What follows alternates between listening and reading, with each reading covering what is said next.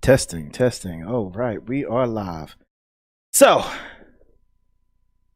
welcome everybody. This is your boy Ideal Tone, and I am proud to say that we are back with another episode of Binge or Cringe. And I have my esteemed counsel, my esteemed guests, the table, as you will, for this episode. And most of them, they're reoccurring. And we also have a new guest, a good old friend of mine. But let's go around the table and do the introductions as usual. First off, we have the legendary Risky Sama. Hello. Right behind him, we have King Cryptic. What's going on, kings and queens? My man. Then we have Cobalt70, the grandfather of anime. What's up? And then we got my boy, the legendary king of the feast, Argent. Good evening, everybody. And today for Binge or Cringe, we're going to be talking about an anime that has transcended in more ways than one, different areas, different concepts, all within its one genre, based off the series, Sword Art Online, or SAO for short. And we're going to really get into the nitty gritty. And the reason why we're just doing this one specific anime by itself is because it has a lot going on with it. And I believe my table can all agree with that. Oh yeah. Yeah. So, In terms of 100%, anime, it's one of the few series that has a lot going on. You used to have all anime, like a lot of animes that would go a couple seasons and like be successful. But these days you get 1-2 seasons and it's one and done, two and done. You know, with Sword Art, it's one of the few of the new era animes that actually has survived and come out with a lot. They've even got spin-offs, you know? Yeah, man. And to be honest with you, it was one of the anime. Okay, it was one of the animes of the new of a new era that stuck. You know what I mean? It came out in the new. It came out in the new era of anime. Yeah, way after. Era. Yeah, like it was after the big three, and like I'm not gonna say it's in the era or like the top three of its standings from when it came out, but it's one of those that you remember. Yeah, I mean, it was talked about in a bunch of circles. It was talked about in the same way of like, oh man, you gotta watch this, you know, for better or for worse. Mm-hmm. But when it dropped, when year did it come out? 2011? 2012, bro. Oh, when wow. It dropped, it hit 2012.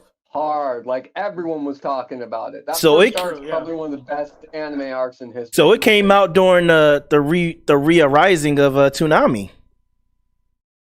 Around that era. That's true. When it came back, yeah. Yeah, because Toonami had. Yeah, didn't they air it? They did. It was one of those early. Yeah, I think they did. Yeah, because during that time, Toonami was on like what, a whole year hiatus. No one had heard about Toonami or even seen anything of Toonami. It was like just Adult Swim. Well, at that point, Toonami, because they went on the hiatus, everyone had moved online. Discontinued or whatever you want to call it. Like they just stopped. And then they came back. Well, it was no longer pulling numbers that it used to. You know? Mm-hmm. Yeah. They needed all the weeds to grow up. That's all they need, dude. That's true. Look at us now. Look at us. Look at us now. So, all right, let's get to it. Let's get down to business. The way, Argent, you're new. So the way we usually do this is we go around, we discuss it based off different questions or topics. And today I want to do it a little different, if that's okay with you guys.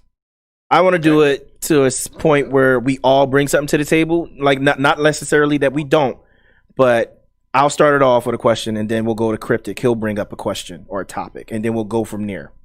See what I'm saying? Okay. I think that would make this conversation for such a big expansion of a series more interesting, because it's not just an anime, it's a manga, it's a light novel, it's a game franchise. Like, you know what I mean? Mm-hmm. It's a lot. I just want to point out you're asking a lot from a man that can't see straight right now, so I'm gonna do my best. Well, considering the fact that like we're all a bit, intoxicated. If you know, you know.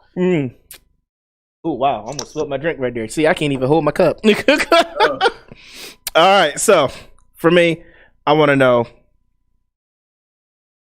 what drew you in from the very beginning. What drew you in to Sword Art Online? What called you like, okay, I have to complete this anime, even if it was just the first season. I gotta know. I mean, I'll start us off. It was straight up that beginning episode at the end when you realize they're all locked in and no one can get out, Mm-hmm. and everything starts going crazy. You're like, wow, this is going to get even more intense. And it was a great start, like a fantastic start. You knew right away that this was going to be a great anime. And Wow, yeah, you're they right. kept the momentum. They kept the momentum. That first arc, flawless. The only thing I wouldn't call it flawless for one reason, but well, no, go ahead. State it. I want to hear your reason. I wouldn't call it flawless because I was reading another opinion on this earlier, and then going back to that arc and thinking about it, I do feel like they did have to rush through it when they did it. I'm talking purely from the anime perspective because I haven't read the manga. I'm caught up with the anime, and I just feel like they didn't have the opportunity to flesh out as much as they could have, especially when you got into Kirito's story and how he was developing a life with Asuna and how they were living their lives out in Aincrad. I felt like they kind of had to just get from one battle to the next, so they missed a lot of those important character building moments. But besides that, I mean, what they gave us was still sustainable enough, obviously, because it made it what if it was in 2012? It's 8 years now. This thing's still going, and they're already talking about today announcing another season. So it's a great thing. It's one of those things. What in 2012 I was in high school, so I'm pretty sure I heard it by word of mouth, and somebody was like, "Oh, you got to check out this anime where they're like in a video game and they get stuck in that world." And it was one of the first of that kind, I feel like, that really started that genre off. Because now Cobalt, you can tell me what, like 5 off the top of your head that are like that same setup of video game related anime that came out. There were a few that came out that were actually concurrent. Log Horizon, I believe, was airing at the same time. Yeah, Log Horizon. Yeah, that was similar, but the difference. It was a fantastic anime. Yeah, don't get me wrong. It was great. The difference was for Log Horizon was though it didn't catch you. It caught you, but it didn't catch you as good, in my personal opinion, as Sword Art Online because it didn't have that darkness factor. Sword Art Online from the rip had that. Okay, Log Horizon was more, I would say, it was your stereotypical anime in that the story wasn't anything new. It was just very well done, and it was at the time, it was a unique perspective. People logged into a game, and I think the difference between the two obviously was with Sword Art here, they were trapped there, and there was no escaping. And in a way, it did really popularize the genre of virtual reality within an anime. That's true. I mean, there are obviously a dozen cases where we've had that in animes before, but Sword Art really brought it to the forefront. Okay. All right. Well, let's continue with the question that I asked. Who wants to go next? Like what? Okay, go ahead, Risky. Yeah, what drew you in? So for me, the time that what noise is that? Whose phone? Is that somebody's phone? It's who? Someone's vibrator. Oh my god! I think Tone stood up. I hate you. Stood up. Somebody fell out. Dear God. Risky, continue. I'm sorry. It's fine. Whenever Sword Art was coming out, I was actually in the process of playing a MMORPG. So I was already in that like immersive RPG feel. So an anime coming out that was kind of like, it made me feel like I was enjoying the anime to a whole nother level because I was already going through it with an RPG myself. Like I played this game for like 15 years, and all of a sudden this coming out, just because I was role playing in a game, and then all of a sudden seeing other people role playing in a game and just seeing how they could just die was just insane to me. Yeah, man. I agree with that for sure. Argent, what's your take? Hello? Argent, you there? He has better phone now. Hello? Hello? You hear us? Yeah, I can hear you. Sorry, I'm getting hit with a little technical difficulty. I'm taking care of it on my end. Hold on. Okay. Well, then in the meantime, Cryptic, you said something, but you didn't like answer what like brought you. You know what I mean? What grabbed you? Oh, it was just like word of mouth, and I had heard a little bit of the plot before I got into it. And like I said, it was one of those animes that it was in that era where it was coming off the Naruto's and it was coming off of like Bleach and things like that were still really, really popular. And I felt like we were hitting another generation of anime.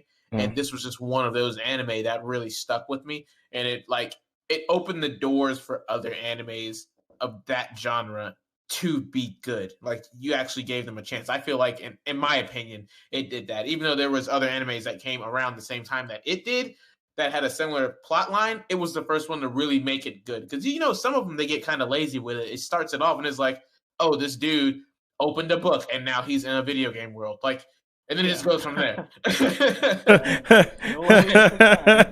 You know exactly what I'm talking about, too. And that anime was still good. That pisses me off. Like, how do you just start me off like that with some weak sauce and then you still make this good?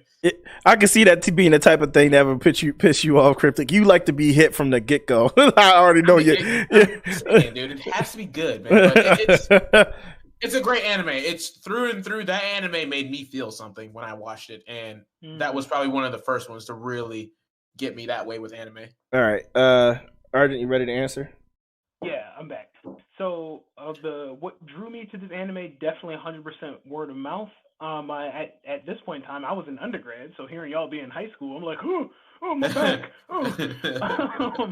I was an undergrad, and I had a group of friends that just, you gravitate towards the people that enjoy the things that you enjoy. So right. It was just like, oh man, you got to check it out. You got to check it out. You got to check it out. And I'm like, all right, let me see what this is all about, whatever, And I think, this is remarkable because I think you guys will back me up here, but post 2013, anime's animation just, I feel like took such a beautiful turn.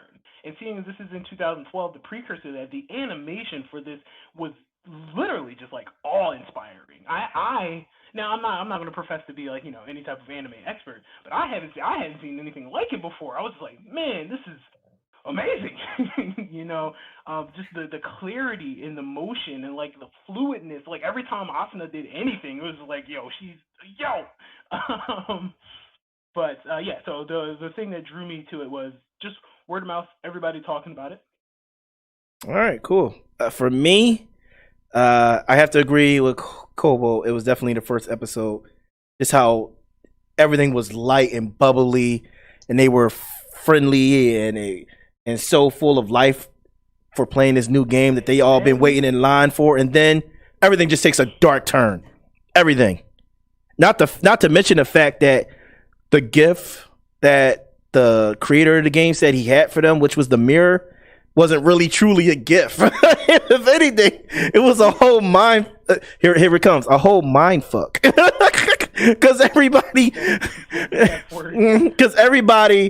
who was playing a character got revealed as to who they truly are, and that's which is wild. Which is wild.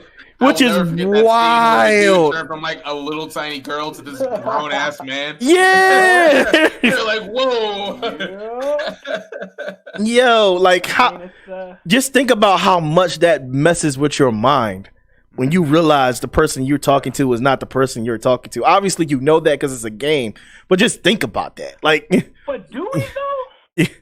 Do we though? I speak for myself here. In my youth, I mean, for the most part. For the most part, you kind of know it's a game. It's off-putting. I'm gonna just say that. So that's 100%. But then, what else drew me in was the fierceness of the battles starting in episode 2. Mm-hmm. like Kirito and Asuna's team up was ridiculous. And that was like the precursor for the rest of the battles, which I agree with Cryptic. I wish we had seen more of the battles on each floor. Yeah. You know? Yeah. And in hindsight, I gotta agree with Cryptic that there was a lot that they did kind of gloss over. But I mean, at the time period, anime wasn't as great as it could have been, and that kind of was the comeback. And I agree with Art that the animation style was fantastic. Like, you hadn't seen a good animated fight in a while at that point. Yeah. You know, I think the last great animated fight I saw was Dragon Ball Z. Wait, no. Well, Fate Zero. That was like renowned for. Oh yeah, you're right. I think that might have been it. That definitely might have been it. well, No, wait, no. It's been bringing good fights to the table for years. Ever since Unlimited Blade Works, it's just been going. You know. Mm-hmm. But in the vein of saying, oh, we want more fights, Sword Art Progressive, which was just confirmed today, is the story, but then it's the light novel. It's the story of the light novel that every chapter is one more floor. So I don't know if we're getting to the point of criticisms yet, but one observation that I definitely made, and I only seen season one. I only seen season one of Sword Art, so let me say that now. But one observation I made is definitely the pacing was interesting, but I don't know if it was in a good way, because like you move around chunks of Kirito's life. Yeah. In the game, which is it's a different way of storytelling, but it kind of took me out a little bit. I know some people might not mind, but to me, I was just like, okay, because I asked myself that question of what am I missing, you know? But Sword Art Progressive is just floor by floor. And that's what I'm excited for. Of the 2-year period that they were in there. Yeah. Okay. I should say we need to clarify, because I always split up that first season between the first arc and the second arc. Yeah, no, I think that. Well, yeah, that makes sense. So technically, the first season was the arc within Ironclad, and then the second part of it was when he went back into the world, but in the world of the fairies. Yeah, right. See, I felt the second half was a lot weaker. It was. Oh yeah. Oh no, considerably so.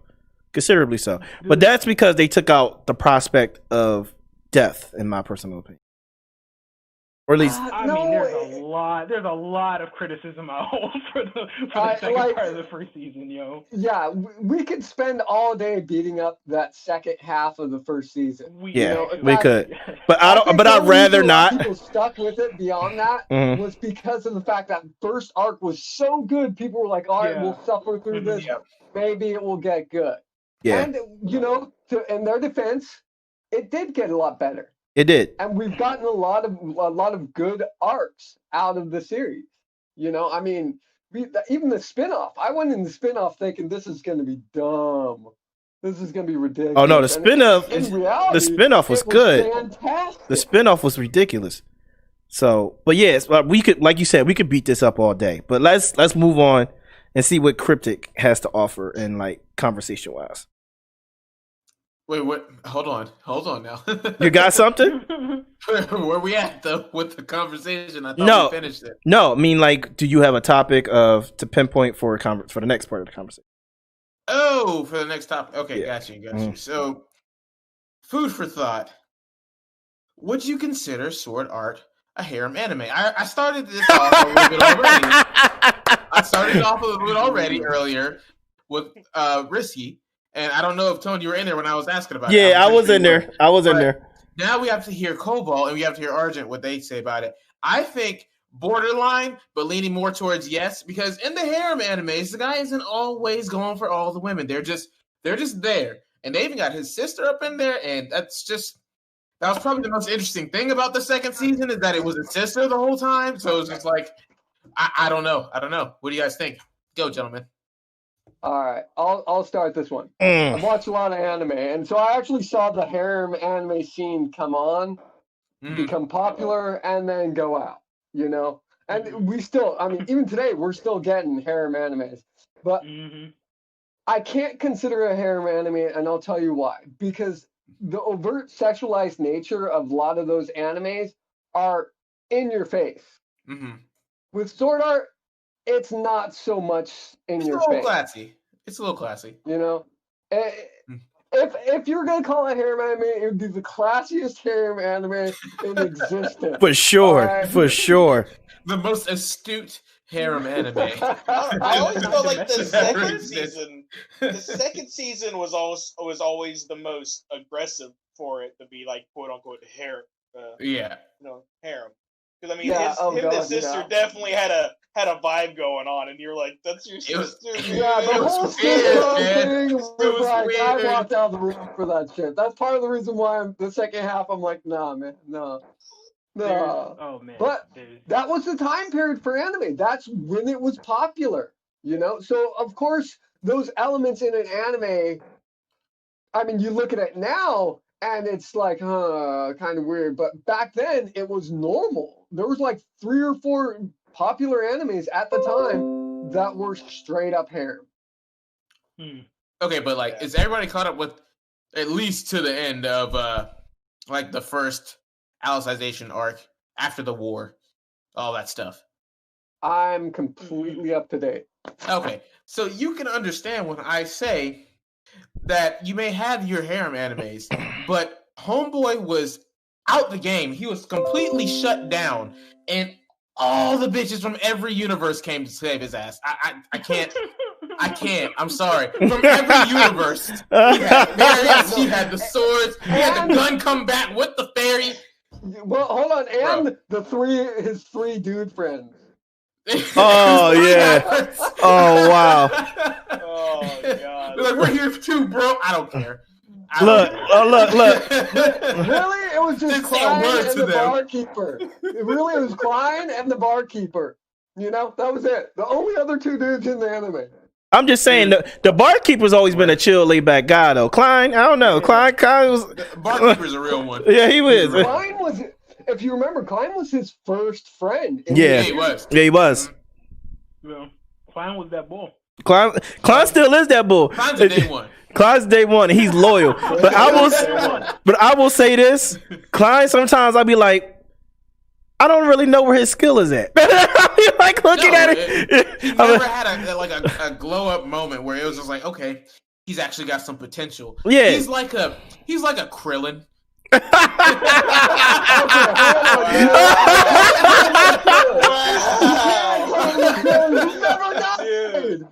He never died though. He managed to survive 2 years in SEO without Kirito backing him up. That is true. He managed to live. So I mean, you can question his skill. He's not obviously great, but he was good enough to survive 2 years. He never died, but he never took on anybody that was obviously stronger than him. Not on That's screen, not true. but we That's don't not true. know. Not on screen. Well, we don't know that. We don't know that, but we will know that with the next season coming. We probably will find something up, see some stuff happen. He fought in like almost every major battle. No, he was one of the raid leaders. He was part of the strike team. Klein's come so, up. I mean, he's clearly got skill. He's just obvious. It's average skill. Yeah. Or slightly above average skill. So I can't compare him to Krillin. Krillin died all the time. So Piccolo, come on, guys, Piccolo. Okay, Yeah. at least a Piccolo. All right, Piccolo. I can accept that. Okay. So my outlook on, I think it has. I would not say it is a harem anime because just like you guys are saying, like it's not central to the point.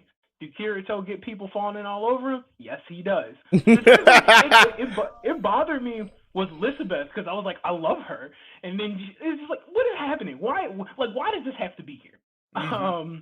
Yeah, no, I will agree. I felt at that point Asuna was in the way, even though I loved Asuna too. But then I was like, like she's in the way right now. Yeah, but it definitely has harem elements, but I wouldn't call it a harem element anime by any means because like there's so much more going on, and like because I guess I don't know because Tenchi was definitely a harem anime, but it wasn't that also wasn't. It was pretty centralized. I don't know. They was fawning over him more than they would in Sword Art. Like Cryptic said, and Sword Art is classy. If we have to, It's classy. It's classy.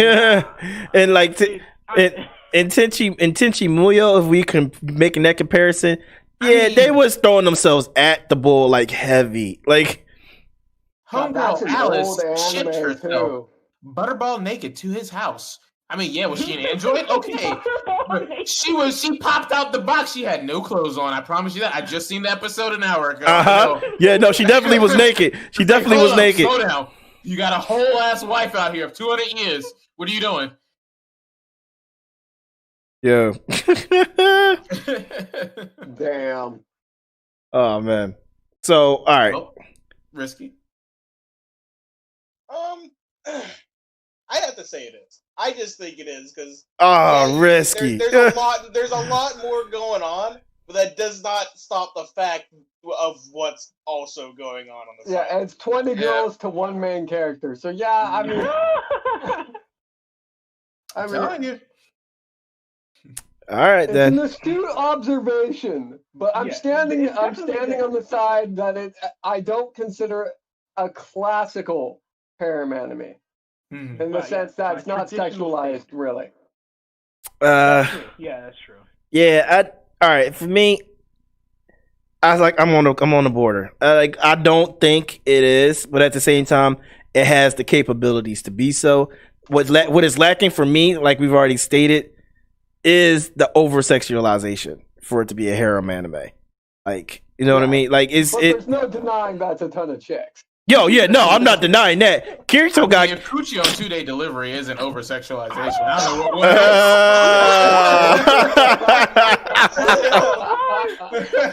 Yo, homeboy signed the stamp and everything. He's just like, okay. Yo, I will say Kirito got some pool game. Like, and he can have any of the girls. He can have any and all the girls. He can have any one of them. All the sites are going to need to relabel Sword Art harem now. You know, it's got to happen that way. Oh wow! All right. Okay, so here's how I feel. You can put the tag on it, but I would not call if you're breaking down like Sword Art, Trapped in the Game. What else? What other tags? But if the harem tag was on it, I wouldn't disagree. But I don't know. I think it's central to the point. Like, you don't have anybody falling off a ladder and being like, and then just whole ass in somebody's face. Like, the whole like it doesn't. About your whole school uniform. Yeah, it doesn't have that. It doesn't have that whole. Doesn't have that whole like harem gimmick that most harems have. So I think he just described the scene in literally every harem. Probably. You know it, dog. Bend over to get something. Kia, titties, face. I need a sound effect board. That'd be perfect. Oh man. I hate that I heard that in fucking Randy Marsh's voice.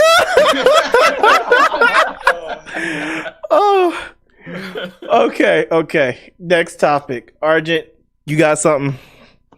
Okay, so this is what I would love to... am I the only person here that stopped after season 1, that stopped after the fairies? No, you're not. Everybody else here, I think, just caught up recently. Okay.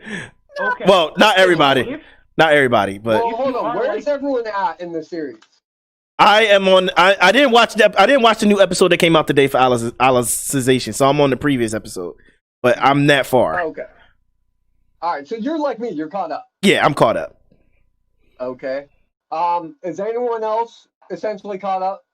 Yeah. I can't remember. I know I finished the first 2 seasons, then I did like something else after that. I know I watched Gun Gale, and I think I got like halfway through after like the second season, like the actual. Oh, okay. So I would say you're just missing Alicization. Yeah, he just missing. Yeah. Today. Well, and the movie. Did you watch the movie? Oh, I didn't watch the movie though. The movie was something different. I ain't gonna lie. Movie was good. But of course, it's a movie. Yeah. Anyway. All right. So. But my question would be, if you stopped watching, what was it that made you stop? And if you kept watching, what was it that kept you going? Which you guys definitely touched on a little bit.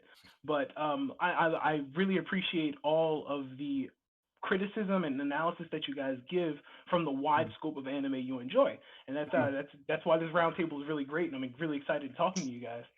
Really, I didn't hear, man. Yeah, man. Can I go first on this one? Oh, please. Absolutely. All right. I'll be right back. Keep going. All right. For me, so I dig. All right. Here's the thing. I kept watching, but I stopped first. I had a little bit of hesitation.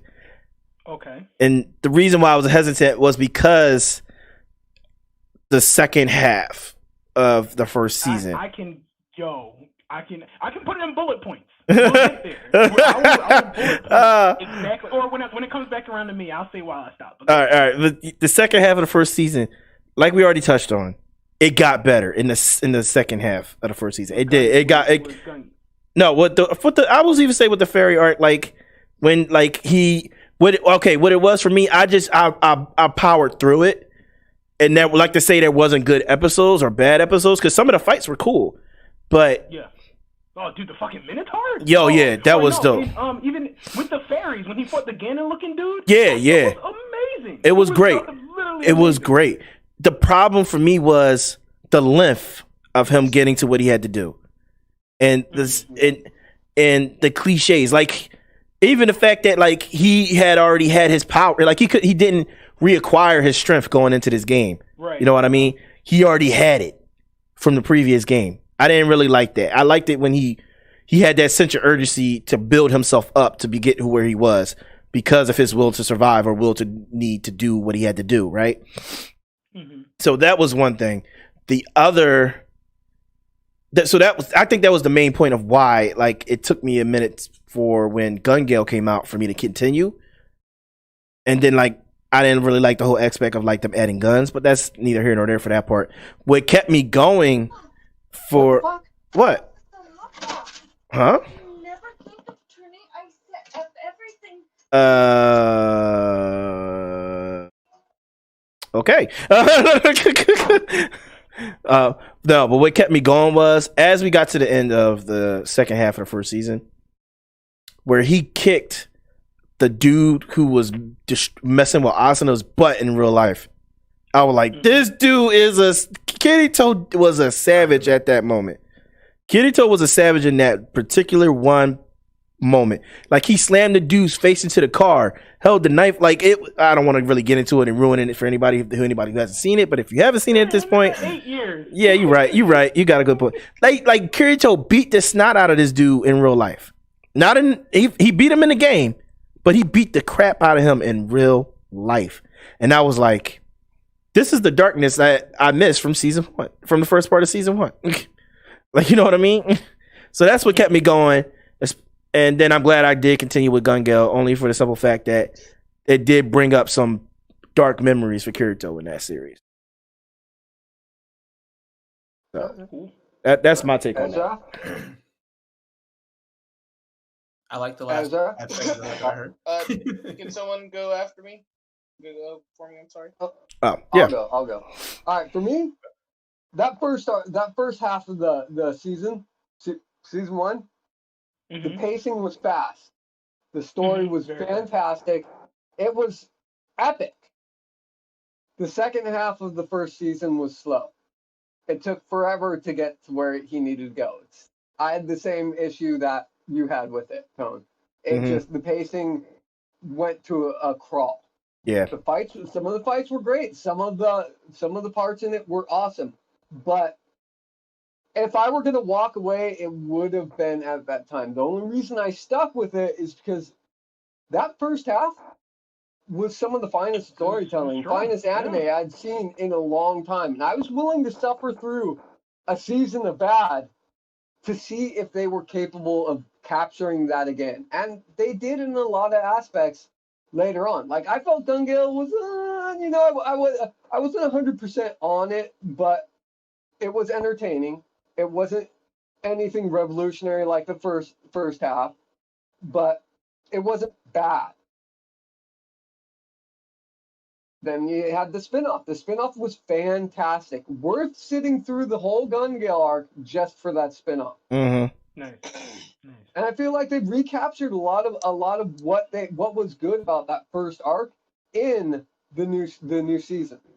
You know, so Yeah, because to be honest with you, Gun Gale was like the spinoff. It really brought that essence that the first half of the first season had for me. Especially the fights. Like the fights were brutal.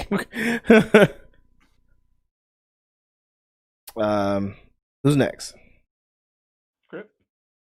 Yeah, I'm ready. So I have Jiraiya in my chat too right now, and he's saying that Gun Gale was different, but it was amazing. Oh, he's watching the stream? Yeah, he's watching the stream. So nice. I like agree to disagree slightly because Gun Gale was not one of my favorite arcs that they covered in there. I just did not like it that much. Maybe if I watch that spinoff, it'll help me out. No, the spinoff will definitely help you. Yeah, I felt more forced to watch Gun Gale just because there wasn't anything else related. But what made me stick with it is in that first season, I believe it was Tone that said it earlier. This first season, or Cobalt, the first season was so good that it kind of set a standard that you expected out of every season to follow. And just knowing it was a perfect first impression for me. Like I said, it made me feel something. It wasn't just, he's having this crazy adventure in another world. He's risking his life every time he goes out to do it. And at the same time, he's building a family. And they have, when Yui was introduced, that was such a heartfelt moment. My God, yo, I forgot about Yui. And they actually sat down and they bought a house, and you saw this relationship between two completely different individuals at first, who's both have their lives on the line, and they're stressed out about that. And they just grew that bond together, and then they had that little virtual family that they were having to give up at the end in order to go back to their real lives. And it made you questioning yourself, what would you do in that situation? Would you sit there and stay with the virtual life that you built, or go back to what is mundane and that you don't really enjoy that much? And it was just, it just blew my mind, man. After that, I was just kind of hoping something would rekindle that, but it just didn't, until maybe like Alicization a little bit.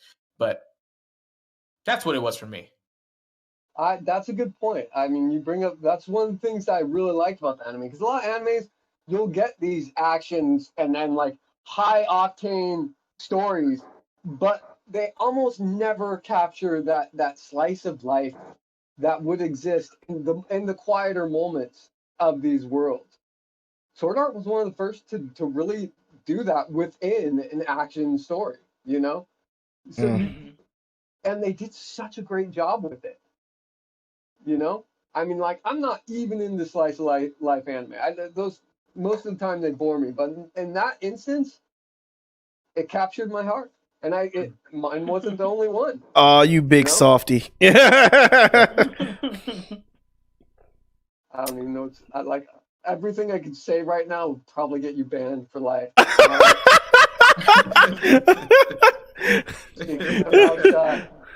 If Risky's not back, Risky, you back? Yeah, I'm here. Oh, you ready to go? You ready? Yeah. So I'm gonna have to say it. I'm a basic guy. The thing that kept me was the freaking fights, man. I knew it. I knew it. They really wrong with that. Whenever they were fighting, man, they were good. I enjoyed it. The flashing colors, man. That's all I needed. You mean rapidly flashing images? Like, just I love it when they make a character that doesn't look OP to just be OP as hell. Like Kirito, he's a shrimp. He doesn't look like he's shit.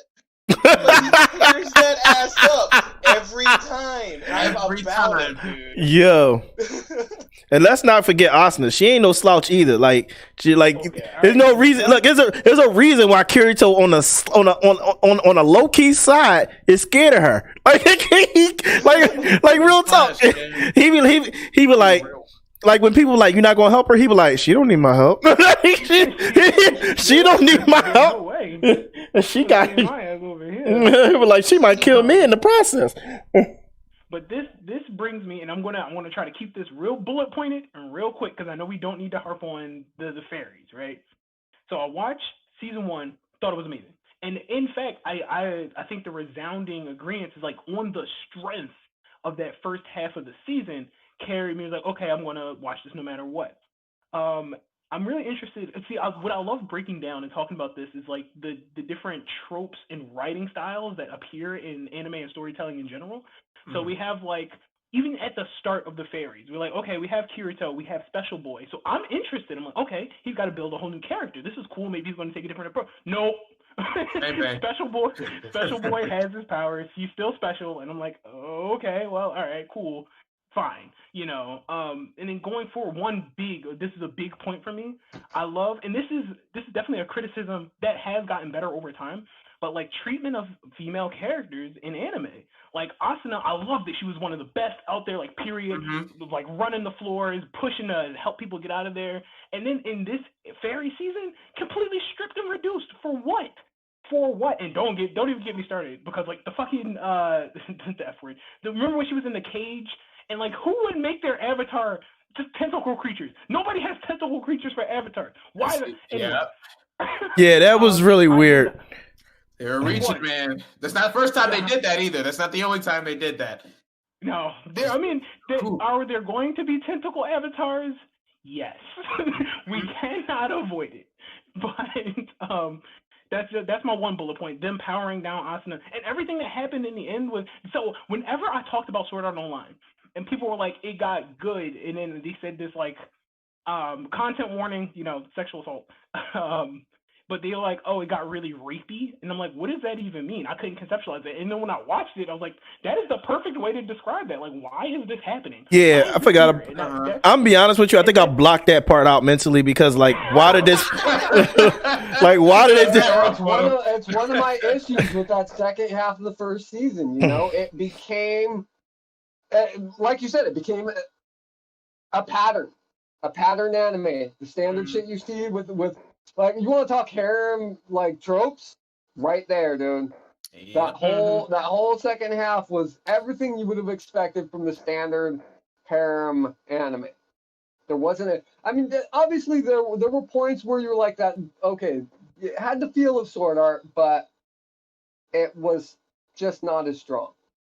I mean, they did some cool stuff too. Like, I didn't even think about when they were talking about flying, where like if you don't want to use the controller, you have to think about using muscles in your back that you've never used before. And I was like, damn, that's a cool ass concept, actually. Right. And that was really cool. My bullet point, the whole incest thing. Like, the problem with the second half of this is why? Why is this what y'all decided to go with? Why? And I get it. Like, trauma building is definitely a thing. When people face trauma and they lean on each other in different ways, that's fine. Like, and then sometimes when in our youth, that like our feelings are hard. I think that's one thing that anime definitely teaches us, right? Like, feelings are hard, and it's hard to navigate. So these things can twist and turn into romantic, and like they're kids. Like, that doesn't mean it doesn't matter. Like, once their brains are done developing at 25, maybe it'll be like, oh yeah, that was a weird thing, but like, yeah, man, we almost fucked. That was all I'm look. I'm gonna just sum it up like this: when it come to anime, life lessons, come get you some, man. Like, but yeah, the whole problem, and then after that. After I watched like Fairies and I finished it, and then like you had Kirito, Kirito being like Special Boy TM was a thing because at first he had the thing with Heathcliff where he was like, "What? How is he not dead?" And he's like, "Because I'm Special Boy." And it's like, "All right." And then like at the end where he like can't move and Heathcliff's like, "Hey man, get your shit together." And it's like, "Heathcliff, what are you doing here?" And he's like, "You're Special Boy. I'm here for you." And it's just like, and this is a whole criticism about anime in general. And like, because I've been thinking a lot about what is fulfilling, right? What's fulfilling writing and what is unfulfilling writing. Hey, believe it or not, I'm a Kingdom Hearts fan. Yeah, but so what is fulfilling writing? That was the most uncomfortable laugh I've ever heard. What trauma has Kingdom Hearts caused you? Yeah. I feel like Mickey Mouse was like, wait, like, you better say something right, bitch. Who touched you? But man. what is fulfilling writing and what isn't fulfilling writing, right? So like a lot of what Kirito was given, and I don't blame him as a person, but the writing is like the choices for him weren't fulfilling. Like him just being able to slide and have his powers. That's not really fulfilling to us. We wanted to see, well, for me, that wasn't really fulfilling me. I wanted to see how he was going to approach and navigate this because you had the opportunity to show, okay, this kid's not just lucky, he's good. You know, like he entered into a whole nother system, figured out the most efficient way to level his character, this new character or this super build. Nah, just easy. Yeah, so like what is and what isn't efficient writing? I mean, not efficient, fulfilling. Well, like me, you watched a lot of standard anime in your lifetime, and you're always thirsting for something new that approaches the human condition in a way that hasn't been done before. And you're right, a lot of the animes out these days tend to really focus on the special aspect of an individual rather than the normal aspect of an individual. That's true. The mundane.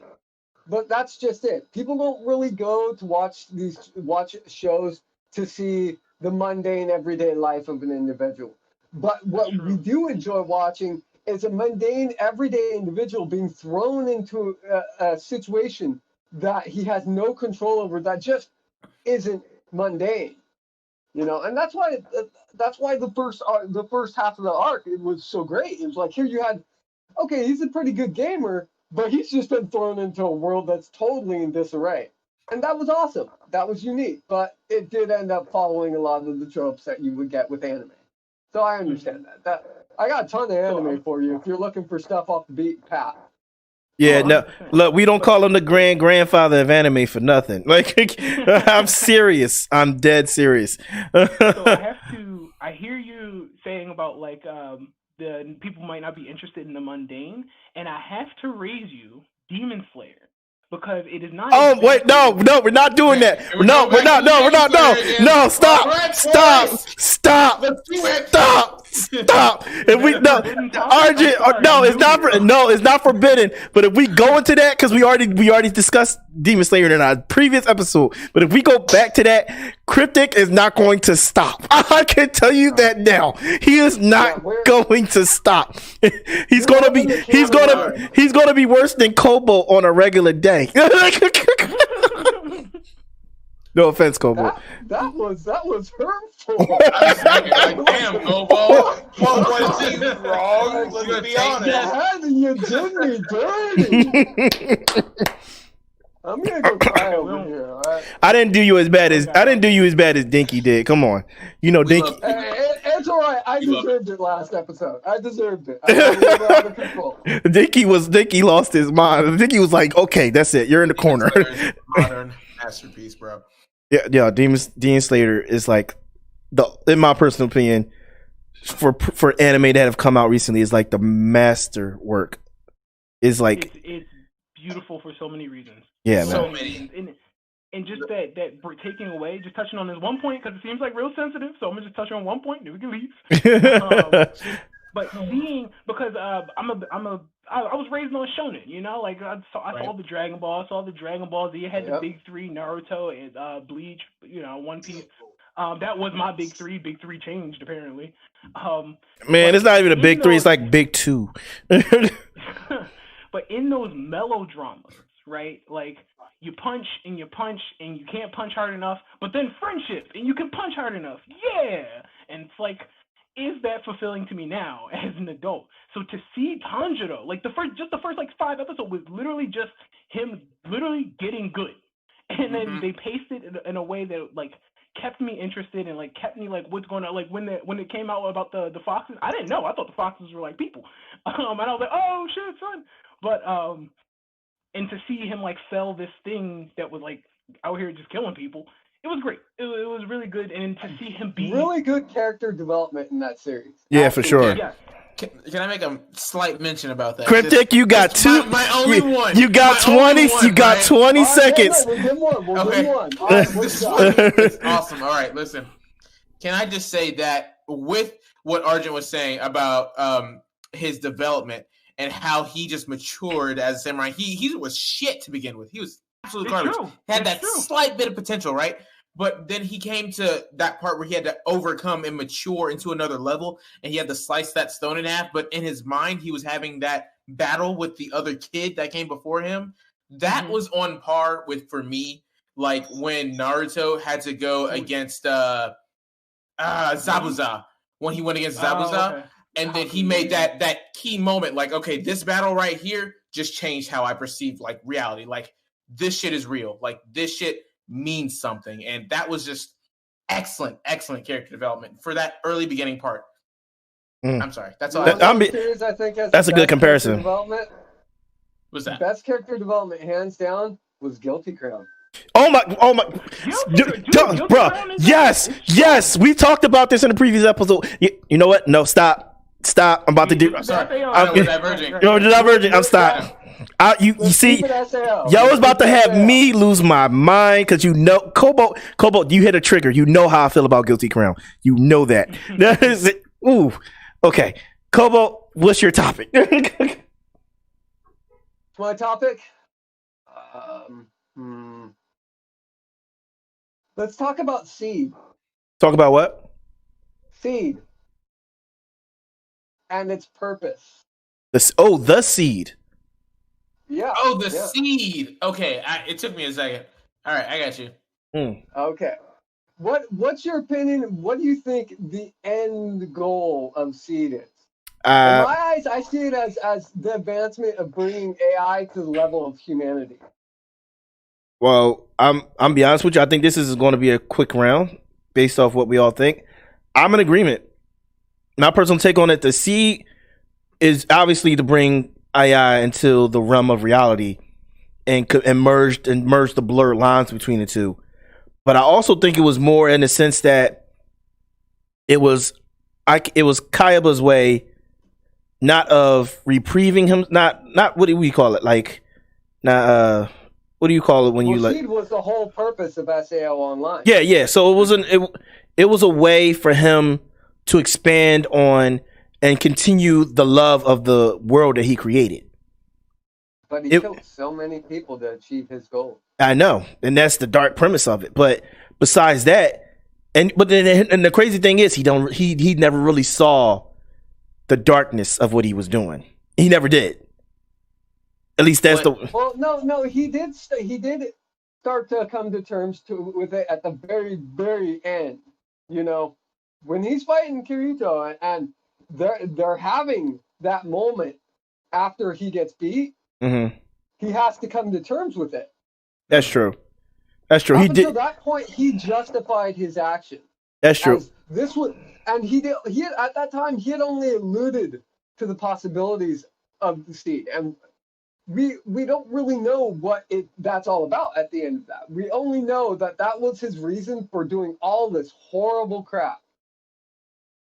Yeah. So, but I like the idea of the Seed because it gave birth to new life in games, which it ascended past what we know today in the gaming world as cross-platform to literally like cross realities.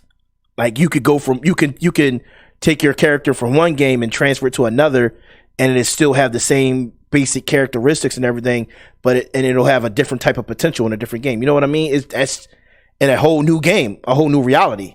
That's just crazy. I think that's my take on it anyway. Okay. What I was thinking about was because I was literally just thinking about this earlier since I just finished that last episode a couple hours ago. And when you think about how it started, because I don't know if the question is about the Seed with its original purpose, like starting back from season 1 and why he did, or why you're a lot it's evolving. Than I am with it. So tell me your opinion because it's still fresh on your mind.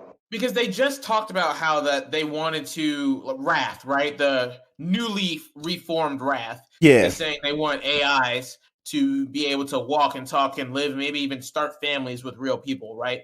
So the idea that I'm thinking is that they're using it as like basically a universe simulator. And yeah, they are proving that they could make these things, but they had to get the AI to think like people first, completely recreate things throughout history. Because what do we see when they go back into the world? Now they've advanced as far to where they have spaceships and fighter pilots and stuff and things that might not even exist in real life yet. So maybe they could use that as a way to kind of predict things in the real world, because now they're pulling those people back out by using Alice as like a test drone, and she's coming out into the real world, and they're saying, hey, if we're doing things in this reality, they could very well happen in this reality too. So they're trying to make that link. And I don't understand completely where they're going with it, but that was just my crazy spinfoil hat theory, is that they're trying to make a universal simulator, kind of like the Vex and Destiny 2. So there we How go. do you feel about the whole soul aspect of the Fluxlight? the soul aspect, that's where it gets weird, because they had a whole villain based around him wanting to taste souls. And Yeah, man. like the first one he took was like an actual real human being, and then he's in there, he's like, oh, these are almost as good as the real thing, and like weird shit like that. So I think that's another thing that they're saying, is that they're messing with fate a little too much, and that we might see some very heavy repercussions, because what the hell was that alien thing at the end of that last episode? I don't know. At least everything before made a little bit of sense. Say no more. Say no more. I didn't watch it. Say no more. Yeah. Me and Tone haven't seen today's episode, bro. Just watch it. You'll see Coochie on 2-day Prime delivery. You'll see it all. That'd be great. I think it is very cool. Are there MILFs in my area? Let's do this.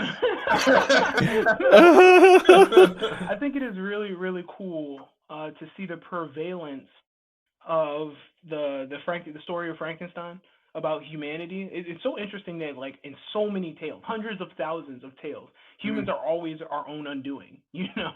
So if any of the take on the universe simulator that's a cool idea, right? Like, see what could happen, take stuff from it, and be like, oh, well, we can do this because they did it. It was okay, so we did it. Right. But yeah, it's all the things we create always destroy us, man. And I got a question for you guys. Let me know when y'all ready. Shoot. Go ahead. How mad would you be if you lived your whole life just like thinking you was a real person and turned out you were just an AI that they programmed to think was a person? I destroy all humanity. Holy crap. They mess with Fuck you. your couch. No, seriously. You have to ask yourself, what do you define as life? You know? That's the hard question, right? Yeah. It's like, okay, if I found out AI, how would that change my everyday life? I would still be alive, but from my perspective, I'd still do the things that make me happy, still take care of the people I care about. And the reality is the information itself might change my perspective, but my life wouldn't change. So in that way, I think some people would lose their shit, but other people would be like, that changes nothing. That's true. But you already. We ourselves could ask that question when you look at the whole holographic universe theory, you know? I don't like this conversation anymore. This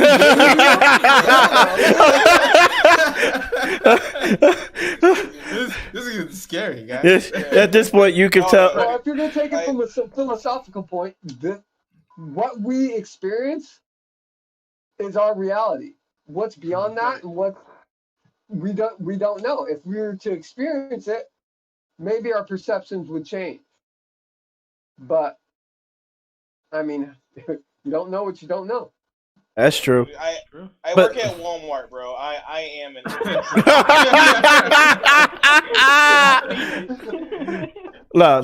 No, you already look. I gave you my answer. My answer was quick, easy, and simple. Destroy all humans. I mean, they alluded to that. They alluded to that in that last episode. So the last one, but the ones you guys watched. Yeah, I'm like, you know what? Destroying all humans. Oh wait, I'm a what? Because she even said, "What if your creators appeared before you and forced you into servitude, knowing that you had been living a normal life this whole time, and what you thought was normal wasn't normal? What would you do? You would retaliate." And they said they won't retaliate unless we do anything to make them retaliate. That's one surefire way to make them retaliate.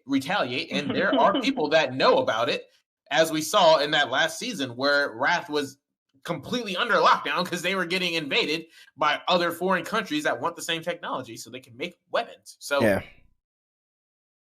Next series arc right there. Boom. Okay. So I think Derisky, did you answer the question that we previously talked about? I think we all went around, right? What exactly was the question? It was Cobalt's question. I don't see. Oh, the seed, yeah. Yeah, what do you think the seed is?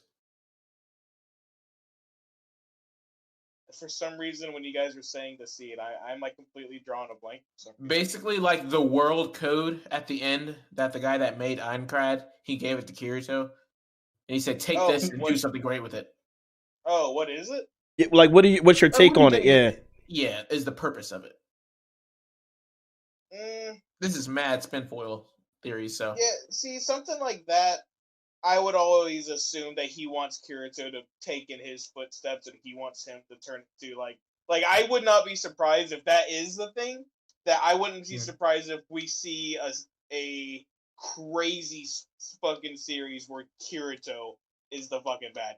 Like, I wouldn't doubt it. I don't know why, but he seems like he would turn into the crazy old man that the new main character has to take down. Oh, I want to talk about that right now because Kobo Cryptic, y'all know where I'm about to go with this. Based off, I feel like, never. Dear God, just go off for a minute. Okay. In the not the episode that just came out today, but last week's episode, the guy was supposed to destroy Kirito's memory. Remember? Mm-hmm. He didn't. He saved it as a flux light, whatever it is. Yeah. Right. Kirito's, and when you realize it, because Kirito was in that world for 200 years. Right. So time passed differently. That leftover memory of his, I feel like it's the darker side of him, because he literally came out and said, well, because the guy asked him, "What's your purpose? Like, what is your purpose?" As he was like, as who you are after living for 200 years and talking to him and everything. Especially after he told Kirito, "I didn't delete you," and Kirito seemed very disappointed in that fact. Kirito said to the guy, to the computer guy, My job is to protect the underworld, no matter what the cost. First and foremost, no matter what the cost. And the way he said it was so dark. Like like he would even destroy or attack. Huh? Yeah, like he would even exactly like he would even destroy the world he left behind to do so. Yep. So based off, he spent more time. He spent 20 years. Yeah, he spent 20 years in the real world, 200 in the underworld. Exactly. Which one is his home? The underworld, and that's where he made a home with Asuna, to the point that they probably could have had family and everything. Well, remember, he mentions our queen. Exactly, and he was king. He was the king. So based off that, Cryptic just said that Kobo and Cryptic just said foreboding, and next season, if that is the case, if there's a season after the season where they go back, right, then they do the reminiscing and go more in depth for the first season. I feel like the next season will go back to the darker days, where I feel like it would come to the point Underworld Kirito versus Overworld Kirito. I would really love to see him do an arc on just those 200 years. I was hoping that's where they were going to go next. I imagine they'll do a movie on that. That would be a perfect spin-off deal. Movie or whatever. Because people are going to ask that question, and I imagine that they're going to cover it in some way, shape, or form in the future. Well, cover the 200 years or the 200 years. Yeah. But that's what I foresee. If they do continue with the series, I can see Kirito versus Kirito at a certain point. And I feel like that would be crazy. I mean, a 200-year-old Kirito versus a 20-year-old Kirito, we know who's going to win. 200 Kirito hands down. But here's the question, though. Real Kirito versus an AI replica of Kirito, what are his limits? See, the thing Can he transcend his own limits? That's the question you have to ask yourself. Can an AI transcend its own limits? Well, that's the human can. Well, here's my thing. Yu-Gi-Oh does it. Yeah. If I had to answer that, I think Kirito transcend because Kirito always had his humanity about him. Not to say that the Flux Light doesn't have humanity, but Kirito has always retained his humanity to a certain extent. That always pushed him to exceed his limits every time. Especially like when he gets the glowing gold eyes, you know it's about to go down. Argue that there may be no difference between the two, except that the vulnerability of the AI Kirito far exceeds the normal Kirito. Mm-hmm. He's flesh and blood. He can't be shut off. One EMP and you can end everything. That's true. Yeah, so that's what I foresee if they ever decide to take that road. But that is what that is. All right, we focused a lot on that first arc and the first, second, third season. Let's talk about the spinoff. Yeah, why not? I know a lot of people didn't like Gun Gale. They didn't like that whole gun concept to it all. But I mean, all right, well, it absolutely belongs in a virtual a gaming world. You know, where there's different groups. Of course, I mean, imagine that kind of future. There's going to be a Call of Duty variant that everybody flocks to. You know. So yeah. Gun Gale is their rendition of that. And although I felt like the season itself didn't stand as strong, sorry to interrupt. No, you good. You good. I felt like the spinoff was better than the Gun Gale series portion of the series itself. No, definitely was. That's why, like, okay, I know me and Kobo have seen it. Who else has seen it? Was it Drisky? Did you watch it or what? Gun Gale? The spinoff. Which one was the spinoff? I apologize. The girl with the pink rabbit hat. Yeah, I didn't mind it. I mean, it wasn't. Hello? Risky? Uh-oh. He says he's trying to talk, but yeah. Yeah. All right, we'll wait for him to come back. But yeah, I definitely encourage for y'all to at least take a gander at it. You know what I mean? Sorry about that. I got it disconnected me. Sorry. No, it's cool. It's cool. Yeah, I'm back too. Oh, I didn't even. Wow. It looks like everyone was gone for a minute. Yeah. All right. Y'all just got real quiet. So what was you saying, Risky, before you got cut off? I don't remember now. I got you said you didn't mind it. Disconnected. Oh, I didn't mind the whole spinoff with the girl with the pink hair. I didn't mind it. I mean, there's enough action that I kept into it, and it wasn't like weird or anything. So I mean, I could just go with it. Yeah. She became a little badass at the end, but nothing special. So. Yeah. No, I'm not. All right. I will say this. It's definitely something I think you guys should take a look at. It's definitely better than the original Gun Gale run. I went in with real low expectations. Yeah. So that's why I think my perception of it is so much higher than a lot of people. And I will say this. I won't say she's on Kirito's level, but it's the way she started off that made me reminisce about the first season. You know what I mean? How Kirito started off. Because the girl became a true savage, to be honest. Like her abilities, her stealth, her battle sense. It's how she just leveled up. You know what I mean? Yeah. Is this the sniper girl? No. This is the spinoff for Gun Gale. Ah. Yeah, I would definitely. Sniper girl, cool. The sniper girl's okay. Shinon or whatever, Sinon. Sinon. Yeah, she's okay. And she's a badass in her own right, but Homegirl got her whole fucking limbs blown off in that last fight though. That shit was awesome. Mm-hmm. But if I had to have two different definitions of awesome. if I had to rank her among the girls, she's definitely like second or third.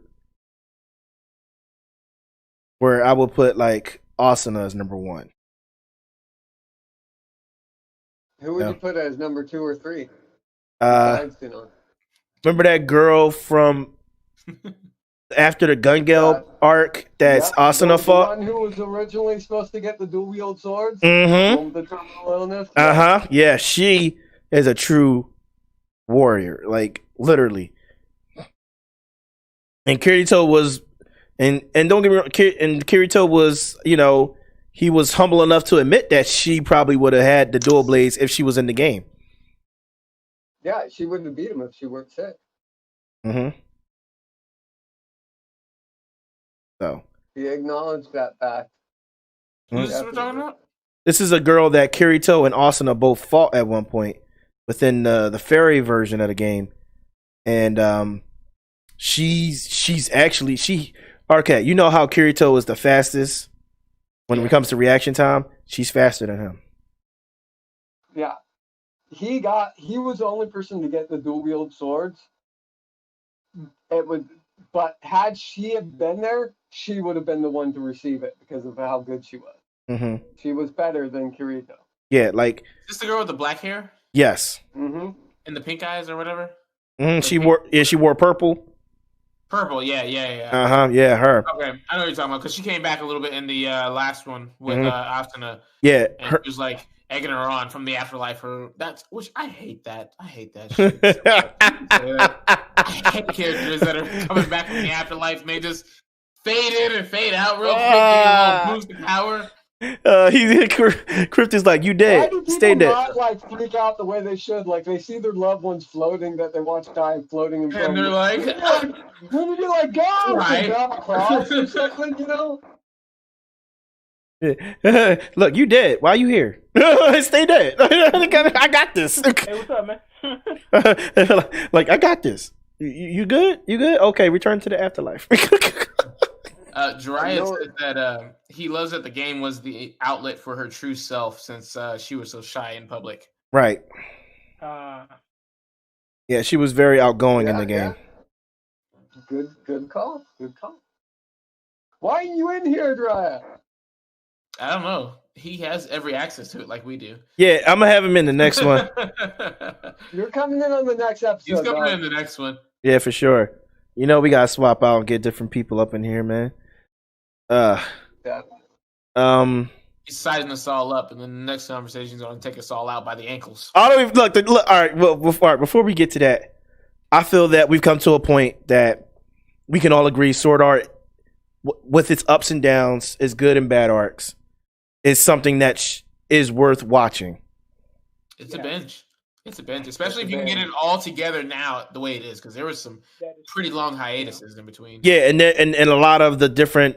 And there's a lot of, especially if you include the movies, because the movies technically, well, the movie itself, Ordinal Scale, is canon, if I'm not mistaken. Is it Kobo? It's canon, I believe, right? Yep, it's canon. It's canon. Every season fills in the gaps. And with the new season that's been announced today, as we already discussed, it's going to fill in the gaps even more, especially for the first arc. Mm. I feel that's going to be crazy. I'm really honestly excited for that. I want to see the battles. I want to see how they progressed and became as powerful as they are. You know what I mean? Right. Yes. I want to see all of that. But definitely, if we had to say, it has its ups and downs, where it has its binge moments, as we already discussed, and it has its cringe moments. But overall, are we in agreement that it is a binge? 100%. Oh yeah, absolutely. Yeah. Especially now that there is more, and I think the fact that it is like you said earlier, like you can get it all together now. Definitely. Yeah. If you would have asked me in 2014, I'd been like, "Dog, watch the first half, and then you watch the first half, and when you see fairies, just dip. When you see granted, all of Japan hated Sword Art Online in 2014. They fucking hated that shit. Here's the thing about that, and this is what bothers me about a lot of the haters. All of them loved it, all the way up to episode 12. But then when the elf portion of it took over, all of a sudden everyone was hating on it, and it was like people were like, "Oh, I hated the whole thing." And it had a lot of haters. But that first 12 episodes, everybody was talking about it. Everyone was raving about it. Mm-hmm. No, there was not one bad word said about that series until I'd even say until a quarter of the way into the elf portion of it. Then people started talking bad about that. Up to that point, it was the most liked series that yet. Like the haters didn't start popping up till after. That's true. You know. Didn't Kirito beat Santa Claus? Isn't that canon? Oh yeah, Kirito he beat the Saint Nick or something like that. It was for the revive stone, but he realized he had to do it within like. You know what? That's something I'm hoping they show in the progressive. I'm hoping they show if that ever got used. Because like you never after that you never hear anything else about it. You don't know if Klein you never know if Klein used it or not. I'm hoping they show something like that, among other things. But all right, I think we've come to a point where we can agree that it is something that is worth watching, especially the first arc in the first season. It just grabs you, man. Yeah, just grabs you. Oh yeah. Dude. So, anything else to add, boys, before we close? Get out of here. Nope. That's you pretty much hit all the angles there, buddy. What'd you say, Argent? Thank you guys for having me. Yeah, no, man. Definitely have you again, man. Definitely have you again. I think, all right then, boys. I think we've come to an understanding. So for everybody who's watching or everybody who might catch this at a later date or something like that, we will reconvene. Usually the reason why we did it on a Saturday instead of our usual Wednesday night is for the simple fact that things are not going to work out schedule wise for all of us on this upcoming Wednesday. So we will reconvene the week after. And that episode, oh man, I'm gonna enjoy that episode. What are we doing? What's the topic? Yeah, what's the topic? Oh, should we say it now? Not on stream. Yeah. Okay. End the stream, and then yeah. Then you gotta tell us. Before we end the stream, can I have my shameless plug that I'm full of shame? Sure. Yeah. Go ahead. So I am a part of a podcast called The Blurred Bar. Yes, he is. We tackle actually the exact topics. Like we talk about anime, we talk about comics, talk about video games, storytelling in any medium. But we also take it through a black lens as well. So, Tony, you know I gotta have you on, man. Man, bring me in there. I'm really excited for that. But you can catch us at The Blurred Bar, BLERD bar, BAR. I know y'all know what bars are. And that's going to be on Instagram and Twitter and Facebook. And we try to post news, post memes. You come check out for a meme and check out the podcast. I would love to hear you guys' opinion on our podcasting, our structure, and our topics. How often do you guys get together to do one? We release an episode every other week. Okay. And they drop on Saturdays, so we will have our 5th episode dropping next. But everything, we're on Spotify, we're on Podbean, we're on what is it? Anchor FM. Yeah. All right, cool. Yeah. Boys, I feel like we should drop in and have some commentary. Please do. Found you on Twitter, and we're good. Oh, yeah.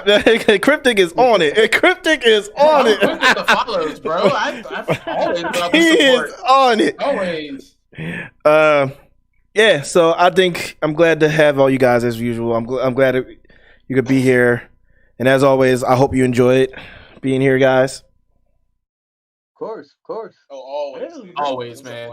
Yeah, man. Like I feel like we haven't talked this much on one since Toonami. I'm so mad I missed Toonami, man. We're going to do a Toonami part 2. We got to. It's Toonami. We got to focus it around the resurgence when it comes back. Yeah. So, but we got to do a part 2. But other than that, I'm gonna get us out of here. It's been a blast. If you like the video, please like, comment, subscribe, give that notification bell a ring, and show all my people here some love. Show Arjun some love on the Blur Bar. Show King Cryptic some love on his YouTube channel as well as his social medias. Over there. Oh yeah. And please show some love to my boy Cobalt. He does a lot of things when it comes to graphic design and like not graphic design, but like what's it called, Cobalt? I'm sorry.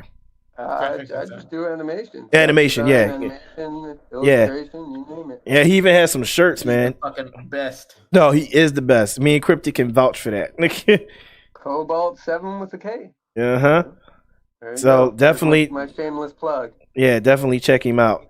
But without further ado, to get us out of here, as always, I'm your boy Ideal Tone, and I just made that known. Later.